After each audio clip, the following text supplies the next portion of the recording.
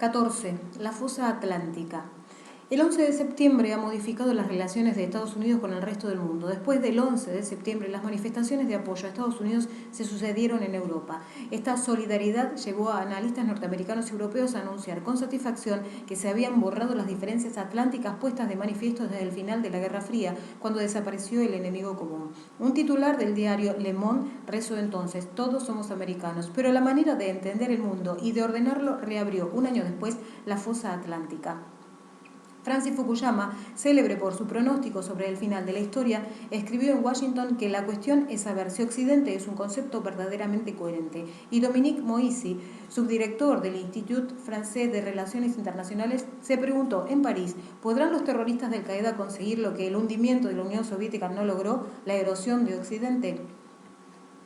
La línea de fractura entre Estados Unidos y Europa, aunque ésta no hable con una sola voz, obedece a dos concepciones distintas del mundo. Estados Unidos, país que históricamente ha dicho aborrecer el realismo, que es un invento europeo, se comporta como una gran potencia europea del siglo XIX, y Europa, ya sin responsabilidades imperiales, tiene la vocación de representar una actitud moral que Estados Unidos tradicionalmente se ha reservado y a la que George W. Bush, al menos en cuanto a retórica, tampoco ha renunciado. Los papeles, pues, parecen haberse intercambiado. ¿Una paradoja? No, es consecuencia de los medios que cada una de las dos partes tiene a principios del siglo XXI. Los Estados Unidos de Bush, la hiperpotencia, pese a recurrir al idealismo wilsoniano, se aferra a la ortodoxia realista o unilateralista, según la cual la fuerza militar o la política del poder, incluida la posibilidad de una guerra preventiva, es la que decide en un mundo donde la interdependencia y sus instituciones internacionales serían fenómenos secundarios. Por el contrario, Europa, pigmeo militar y cuna del realismo de Tucídides a Maquiavelo, parece haberse pasado al bando idealista o multilateralista. Robert Cooper, exdirector de planificación del Foreign Office británico, considera que los europeos abordan la necesidad de un nuevo orden internacional desde la sustitución de la razón de Estado, la política del poder, por una conciencia moral. Es decir, la posición de la Unión Europea, integrada por estados posmodernos que han decidido compartir su soberanía, se distinguiría de la de Estados Unidos, que sigue siendo un Estado moderno, celoso de su soberanía nacional.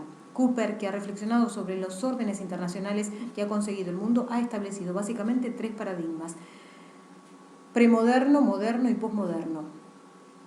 En el orden premoderno, la de la antigüedad, la estabilidad y la paz dependían del imperio.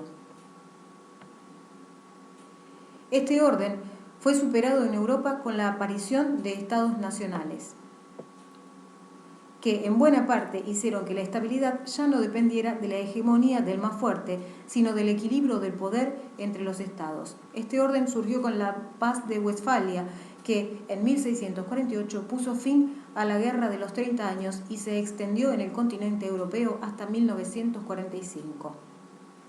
El siglo XX será recordado por el estallido de dos guerras mundiales, pero también por haber sido una época en la que se intentó sustituir el orden moderno, basado en el equilibrio del poder, por un sistema posmoderno, partidario de un sistema colectivo de seguridad y de los organismos internacionales. Europa dio a la luz este tercer tipo de orden internacional, el posmoderno, en el que la estabilidad y la paz no las proporcionan ni el poder del imperio ni el equilibrio del poder, sino que la seguridad está en función de la cooperación, la integración y la renuncia de la soberanía. Los acontecimientos del 11 de septiembre han emplazado ahora a la sociedad internacional, empezando por Estados Unidos, la única superpotencia, ante la tercera oportunidad en los últimos 100 años de ordenar el mundo. La primera, después de la Guerra del 14, fue un fracaso. El idealismo multilateral del presidente Woodrow Wilson, partidario de la autodeterminación de los pueblos, de la propagación de la democracia y de la construcción de países, aunque esta expresión no estuviera de moda entonces, dio cuerpo a la Liga de Naciones, posteriormente Sociedad de Naciones, pero la organización internacional nació sin poder de coerción. Una sociedad de naciones sin Estados Unidos tenía pocas posibilidades de imponerse. La segunda oportunidad surgió en 1945. La ONU nació entonces como ágora de la coalición vencedora en la Segunda Guerra Mundial y los objetivos que se fijó no fueron menos ambiciosos que los de su antecesora: eliminar las causas de la guerra, la tiranía y la injusticia. Pero la Guerra Fría enterró aquellos ideales. La tercera oportunidad se ha presentado con la caída del muro de Berlín y posteriormente con el 11 de septiembre, cuando Estados Unidos se ha convertido en una hiperpotencia y el concepto de seguridad ha cambiado ampliándose con fenómenos como el terrorismo, cuya naturaleza también ha cambiado, el narcotráfico, la inmigración, el crimen organizado, las enfermedades con el SIDA y la erosión del medio ambiente. Es decir, el escenario es otro. Los atentados terroristas del 11 de septiembre y la guerra en Afganistán así lo han demostrado. Joseph S. Nye, antiguo miembro de la administración Clinton, ha escrito que el poder se disputa ahora en una especie de juego de ajedrez que se desarrolla en tres dimensiones: la militar, la económica y el nivel en el que los agentes no estatales, desde los bancos, el terrorismo o el narcotráfico, mueven sus piezas. En la primera dimensión, la ventaja de Estados Unidos es apabullante, es decir, el poder en esta dimensión es unipolar. En la segunda, Estados Unidos tiene poderosos competidores en Europa, Japón y próximamente quizá China, es decir, el poder es aquí multipolar. Y en la tercera dimensión, como demuestran la guerra antiterrorista global y la lucha contra el narcotráfico, el poder es disperso. No es sorprendente por esto que la administración Bush se concentre en la dimensión militar, en la que tiene ventaja. Las cifras lo dicen todo. El Producto Interno Bruto, PBI, de Estados Unidos se elevó en el año 2000 a 11,3 billones de euros, es decir, superior en 4,9 billones de euros a la suma de los productos brutos de Alemania, Gran Bretaña, Francia e Italia.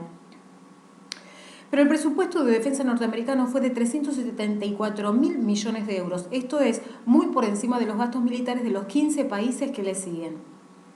Hoy día, los gastos militares estadounidenses representan el 40% de todo el mundo, mientras que solo el aumento presupuestario de 54.000 millones de euros aprobado para el año 2003 representa más del doble del presupuesto italiano y supera en 14.000 millones de euros a los gastos del Reino Unido, el tercer consumidor en materia de defensa. La posición estadounidense no parece encajar fácilmente, sin embargo, en el cambio operado en la escena internacional desde la globalización a sus consecuencias, incluidos los imperativos de cooperación. La imagen de una potencia globalizadora como Estados Unidos resistiéndose a algunas consecuencias de la globalización, como el Protocolo de Kioto, que pretende reducir la emisión de los gases que provocan el efecto invernadero, o no aceptando formar parte del Tribunal Penal Internacional creado para juzgar los crímenes de guerra, son pruebas de que el modelo estadounidense tiene puntos débiles. La actitud de la administración Bush fue definida inicialmente por Condoleezza Rice, consejera presidencial para cuestiones de seguridad nacional, cuando subrayó que el objetivo de la política exterior estadounidense debe ser la defensa de los intereses nacionales. Entonces la administración Bush se declaró enemiga de comprometerse a intervenciones exteriores para construir países, nation building, al contrario de lo realizado por Bill Clinton y lo propuesto por Europa. Los Estados Unidos de Bush siguieron al pie de la letra la ortodoxia realista, según la cual la espada es el eje del mundo. En los meses inmediatamente anteriores y posteriores al 11 de septiembre de 2001, las tropas estadounidenses, de hecho, hicieron la guerra de Afganistán de manera unilateral, sin prácticamente contar con los miembros de la coalición internacional organizada después de los atentados en Nueva York y Washington. Pero la división existente en el seno de la administración Bush, la resistencia de los gobiernos de París y Berlín, que renovaron su alianza, y el rechazo de la opinión pública estadounidense a la posibilidad de lanzar un ataque contra Irak en solitario sin la bendición de la ONU, modificó, al menos temporalmente, la actitud de George W. Bush. El presidente a partir de entonces optó por el camino intermedio que en 1991, con la retórica wilsoniana sobre un nuevo orden internacional y la bendición de la ONU, condujo a George Bush padre hasta la Guerra del Golfo. Los aliados europeos críticos, por lo que califican de unilateralismo estadounidense, pretenden, después de siglos de rivalidades y guerras, formular una política exterior en función de los valores que han creado la Unión Europea, la extensión de las libertades, los derechos humanos y la definición de la seguridad de una manera más amplia, no solo militar, sino basada en la cooperación y en la integración económica. De esta manera, el nuevo orden que contempla la Unión Europea sería colectivo y basado en la prevención de los conflictos. La gran ironía, como ha escrito Robert Kagan, antiguo funcionario del Departamento de Estado, es que la transformación de Europa en un poder civil que cree haber dado con la fórmula para materializar el concepto kantiano de la paz perpetua depende de la determinación estadounidense de utilizar la fuerza contra aquellos que aún creen en la política de poder. El modelo estadounidense se apoya en los ejemplos de cómo las relaciones internacionales son el enfrentamiento entre estados. El presidente Bush y sus asesores hicieron pública en diciembre de 2002 una nueva doctrina de defensa en la que se contempla la posibilidad de intervenir militarmente o no contra estados y grupos terroristas sospechosos de estar desarrollando armamento de destrucción masiva. Washington reivindica con esta doctrina el derecho de ser el primero en golpear de forma preventiva ante una eventual amenaza, y el hecho de que Estados Unidos haya matizado después que se trataría de una guerra para anticiparse a un ataque preemptive no cambia su carácter. Se trata de una guerra preventiva. La primera vez que Bush se refirió a esta doctrina fue en enero de 2002, en su discurso ante el Congreso cuando amenazó a un eje del mal integrado por Irán, Irak y Corea del Norte. El editorialista de The New York Times escribió entonces: la aplicación del poder y la intimidación ha regresado a la primera línea de la política exterior estadounidense. Bush parece estar desarrollando una nueva doctrina que incluye la amenaza de una intervención armada contra las naciones que fabriquen el armamento que pongan en peligro a Estados Unidos. Esto representa un cambio radical. Tradicionalmente Estados Unidos ha empleado su fuerza como respuesta a un ataque y no para ser el primero en golpear. Los atentados del 11 de septiembre no dejaron otra opción a Washington que la de defenderse, pero el 11 de septiembre no le da a Bush una licencia de caza ilimitada. Arthur Schlesinger Jr., historiador, ganador de 2 premios Pulitzer y asesor del presidente John Fitzgerald Kennedy, también ha sido duro al analizar la nueva doctrina impulsada por la administración Bush. El 7 de diciembre de 1941, día en que los japoneses lanzaron un ataque preventivo contra la Armada estadounidense, pasó a la historia como una fecha que vivirá en la infamia. Durante la Guerra Fría, a los defensores de la guerra preventiva se les despachaba como una panda de chiflados. Después de la caída de la Unión Soviética, todo el mundo daba gracias al cielo porque los chiflados de la guerra preventiva no hubieran llegado nunca al poder en ningún país importante. Hoy día, por desgracia, parece que están en el poder en Estados Unidos. La nueva estrategia estadounidense en materia de seguridad nacional representa un cambio fundamental con respecto a la Guerra Fría, primero dominada por la doctrina de la contención destinada a frenar el expansionismo soviético y después por la estrategia de la disuasión basada en la asunción de que la superioridad militar de Estados Unidos era suficiente para garantizar que todo agresor sería destruido en una respuesta posterior. Pero de hecho no es tan nueva ni se basa exclusivamente en el espíritu del 11 de septiembre que ahora anima la política exterior de George W. Bush. En enero de 1991, en la víspera de la Guerra del Golfo, James Baker, secretario del Estado, entregó en Ginebra al viceprimer ministro iraquí Tariq Aziz una carta del presidente George Bush a Saddam Hussein en la que le prometía la respuesta más fuerte posible si Irak decidía utilizar armamento químico o biológico contra las tropas estadounidenses o aliadas. En la carta con fecha del 5 de enero de 1991 puede leerse: déjeme decirle que Estados Unidos no tolerará el uso de armamento químico o biológico o la destrucción de los yacimientos e instalaciones de Kuwait. Es más, usted será directamente responsable de todo ataque terrorista contra cualquier miembro de la coalición. El pueblo americano exigirá la respuesta más fuerte posible. Usted y su país pagarán un precio terrible si ordena actos de este tipo. Escribo esta carta no como amenaza, sino como una información. Deseo que sopese cuidadosamente las alternativas que tiene y que elija sabiamente. Tariq Aziz rechazó la carta del presidente por considerarla una amenaza y funcionarios estadounidenses declararon más tarde que Hussein no cruzó la línea para utilizar armamento químico o biológico porque los iraquíes no dijeron que habían interpretado el mensaje como una prueba de que Estados Unidos utilizaría armas nucleares. La doctrina estratégica anunciada por George W. Bush en diciembre de 2002 amplía y corrige la advertencia hecha en 1991 a Saddam Hussein. La nueva estrategia de defensa afirma que Estados Unidos responderá con una fuerza abrumadora que incluye todas las opciones ante el uso de armas biológicas, químicas, radiológicas y nucleares contra las tropas estadounidenses o de sus aliados. El primer problema que plantea este cambio estratégico es la definición de lo que se entiende por amenaza.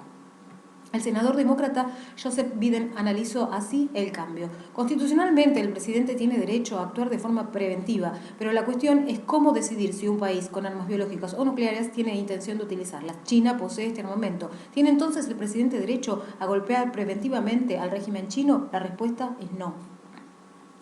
No faltan quienes interpretan la nueva doctrina como un misil contra la Carta de la ONU, especialmente contra su artículo 51, por el que el Consejo de Seguridad aprobó que Washington contestara militarmente después del 11 de septiembre. La ONU aceptó entonces el derecho de Estados Unidos a actuar en defensa propia. El artículo 51 dice textualmente: ninguna disposición de esta Carta menoscabará el derecho inmanente de legitimar defensa individual o colectiva en caso de ataque armado contra un miembro de las Naciones Unidas, hasta tanto que el Consejo de Seguridad haya tomado las medidas necesarias para mantener la paz y la seguridad internacionales.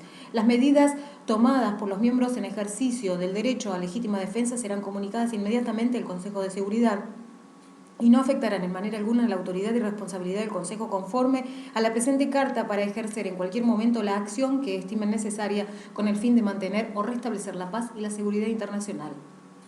El artículo 51, pues, no bendice el ataque preventivo, que como mínimo suena a controvertida interpretación del derecho internacional, como ha subrayado William Pfaff, columnista del International Herald Tribune. Para Pfaff, la nueva estrategia en materia de seguridad nacional representa una implícita denuncia estadounidense del sistema de relaciones internacionales vigentes desde la Paz de Westfalia de 1648. Esta posición coincide con la defendida por la mayoría de los gobiernos europeos ante la posibilidad de un ataque preventivo estadounidense. La Paz de Westfalia, firmada en Münster el 24 de octubre de 1648, puso fin a la Guerra de los 30 años, de hecho la primera gran guerra europea. Las consecuencias de la guerra y su posterior sanción por el Tratado de Paz fue que España perdió su hegemonía, el Sacro Imperio Germánico prácticamente desapareció, Francia alcanzó una posición de dominio y se retrasó la unificación política de los estados alemanes. Pero por encima de todo, la Paz de Westfalia significó el inicio del sistema de relaciones internacionales aún vigente y basado en la soberanía de los estados, a los que situó como el primer actor de la escena internacional. Desde entonces, el consenso entre los gobiernos y juristas ha subrayado que sin el reconocimiento de la soberanía nacional como base de la ley, el mundo amenazaría con convertirse en una lucha caótica de poder. Pfaff lo ha planteado de la siguiente manera: Estados Unidos ha sido durante sus 2 siglos y cuarto de existencia una de las naciones más activas en la construcción de una estructura del derecho internacional que la administración Bush está ahora decidida a derribar. La Carta de las Naciones Unidas es uno de los principales acuerdos existentes en los que se basa el derecho internacional y su redactado fue obra en buena parte de Estados Unidos. La amenaza o el uso de la fuerza contra la integridad territorial o la independencia política de cualquier Estado son declarados ilegales por la Carta y la guerra preventiva fue especialmente considerada como un crimen de guerra en los procesos de Nuremberg. Pero el artículo 51 y por extensión las reglas del juego que se ha dado a la sociedad internacional desde 1945 cuando se fundó la ONU también puede ser modificado para adaptarse a la nueva realidad internacional. Richard Perl y Nicholas Kristof, analistas de The New York Times, abrieron en 2002 el debate. Perl, asesor del Pentágono y uno de los más decididos abogados del ataque preventivo contra Irak, ha basado su argumentación en 2 puntos. Primero, en el convencimiento de que una acción preventiva es mucho menos peligrosa que permitir que el dictador iraquí continúe fabricando armamentos de destrucción masiva. Y segundo, en la creencia de que el eventual derrocamiento de Saddam Hussein abriría el camino a una región de Oriente Medio más estable y pacífica.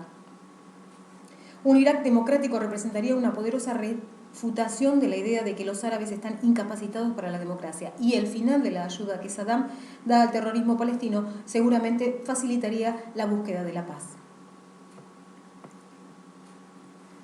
Nicholas Kristof ha escrito lo siguiente sobre la guerra preventiva a través de la historia. En las cercanías de Bagdad existe un edificio bombardeado, el reactor nuclear de Osirak, destruido por aviones israelíes en junio de 1981. En aquel momento hubo un amplio consenso de que un ataque preventivo como ese era un ultraje. Haciendo un ejercicio de retrospectiva, las condenas fueron absolutamente equivocadas. Gracias a Dios, Menachem Begin primer ministro israelí pasó por encima de sus propios servicios de inteligencia, preocupados porque el ataque podría afectar el proceso de paz con Egipto, y ordenó la destrucción del reactor. De lo contrario, Irak habría conseguido reactores nucleares en los años 80, posiblemente tendría ahora una provincia llamada Kuwait y un pedazo de Irán, y la región habría sufrido la devastación nuclear. La lección de Osirak nos dice que en casos extremos es justificable que un país efectúe ataques preventivos para evitar que un enemigo imprevisible pueda obtener misiles de destrucción masiva que podrían ser utilizados en contra del dicho país. La posibilidad de un ataque preventivo por parte de Estados Unidos contra Irak también ha provocado fuertes críticas en Europa, tanto por lo que podía afectar al sistema de relaciones internacionales como por las consecuencias desestabilizadoras que tendría en la región de Oriente Medio. Pero la Unión Europea no habla con una sola voz. Fue Francia quien, junto con Rusia y el propio secretario general de la ONU, Kofi Annan, insistió en que cualquier acción militar contra Irak debía contar con el respaldo de las Naciones Unidas para ser legal. El canciller alemán, el socialdemócrata Gerhard Schröder, atribulado por las elecciones legislativas celebradas en septiembre de 2002, hizo campaña con una oposición frontal a la guerra, incluso si contaba con la bendición de la ONU, y esto le ha costado fuertes críticas por parte de la administración Bush. Las relaciones entre Estados Unidos y Alemania se han situado en sus niveles más bajos desde la Segunda Guerra Mundial. Si los dirigentes europeos habían acusado a Bush de unilateralismo, Washington tildó la posición alemana de unilateralista con respecto al resto de los gobiernos europeos, que, con excepción, condicionó su apoyo a la guerra a que fuera aprobada por el Consejo de Seguridad. El pulso entre Francia, Rusia y China por una parte y la administración Bush por otra desembocó, después de 8 semanas de intensas negociaciones, en la aprobación unánime por parte del Consejo de Seguridad de la Resolución 1441, por la que se instó a Irak a aceptar el regreso de los inspectores de armamento y amenazó con graves consecuencias, en otras palabras, la guerra, si renunciaba a esta última oportunidad. El texto, presentado por Estados Unidos tras negociarlo con Francia y Rusia para evitar que ejerciera su derecho a veto en el Consejo de Seguridad, fue bastante ambiguo como para que ambas partes pudieran adjudicarse la victoria. Washington renunció al uso automático de la fuerza y París consiguió mantener un proceso de diálogo cuyo objetivo sería preservar las reglas del juego de la diplomacia multilateral que se habían visto amenazadas por la doctrina de un ataque preventivo. Los 15 países miembros del Consejo de Seguridad tardaron menos de un minuto en aprobar el 8 de noviembre de 2002 la resolución 1441. Incluso Siria, el único país árabe del Consejo de Seguridad y el único que parecía decidido a abstenerse, cambió de opinión después de que el secretario estadounidense de Estado, Colin Powell, que se jugaba mucho con la iniciativa, contactara con el jefe de la diplomacia siria, Farouk al-Shara. Powell, contrario a una intervención militar de Estados Unidos en solitario, subrayó en su carta que el texto final de la resolución, tras las correcciones de Siria, Francia, Rusia y otros países, da a Irak una oportunidad de cumplir con el desmantelamiento de sus armas de destrucción masiva de forma pacífica. Esta pugna diplomática, sin embargo, sirvió también para subrayar los puntos débiles de una Europa sin política exterior común, con Londres como aliado incondicional de Washington y sin capacidad militar. Dominique Moïse lo expresó de manera rotunda. Estados Unidos sobreestima la influencia del poder militar, pero los europeos caen en la ilusión igualmente peligrosa de subestimarlo. Es decir, si Europa quiere desempeñar un papel político acorde con su potencial económico, debe invertir significativamente en su seguridad. Europa, en definitiva, si quiere tener voto, debe demostrar que también es eficiente en este sentido, aunque este es un problema que no tiene fácil solución si ha de realizarse en perjuicio del estado de bienestar. Europa, ante esta situación, tiene pocas alternativas. Puede aceptar la división del trabajo propuesta por Condoleezza Rice, que reserva para Estados Unidos la guerra y deja para Europa la construcción de la paz. Europa ya construye la paz, como demuestra el hecho de que es el actor que concede más ayuda al exterior y no hace la guerra, como prueba su debilidad militar. Pero aceptar esta división del trabajo significaría que Europa ha renunciado a tener una política exterior propia y común. Si Europa no quiere optar por ese camino, entonces le queda la posibilidad de darse una política exterior común. Esto no sugiere un enfrentamiento con Estados Unidos, sino la oportunidad de que Europa defienda su visión del orden internacional y participe en la elaboración de las reglas y las instituciones de la gobernabilidad global. Robert Kagan ha escrito: la aplicación del milagro europeo al resto del mundo se ha convertido en la nueva misión civilizadora de Europa. Si Alemania pudo ser domada a través de la cooperación, los europeos dicen a sus amigos americanos, ¿por qué no puede hacerse lo mismo con Irán o Irak?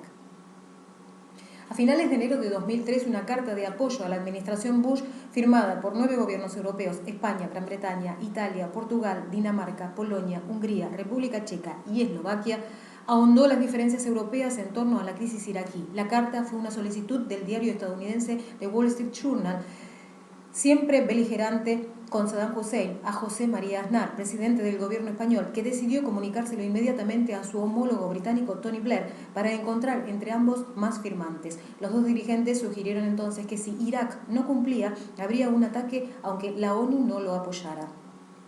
El eurodiputado alemán Elmar Brok calificó de vasallos a los firmantes de la carta. Richard Nixon, el presidente realista que hizo las paces con soviéticos y maoístas, dijo en una ocasión: la única etapa de la historia mundial en que hemos tenido periodos extensos de paz es cuando ha habido un equilibrio de poderes. Cuando una nación se hace infinitamente más poderosa que sus competidores potenciales es cuando surge el peligro de una guerra.